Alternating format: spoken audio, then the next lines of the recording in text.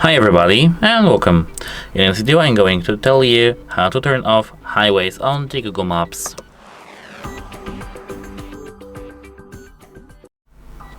Here now we do have to make our route. So for example, let's search for the Warsaw, which is far away from us. Here we have Warsaw, and now here we have to tap these three lines between this X. And the second option we can see here is avoid highways. We have to tap that to enable avoiding highways. If you want to stop avoiding highways, you have to tap the same switch again.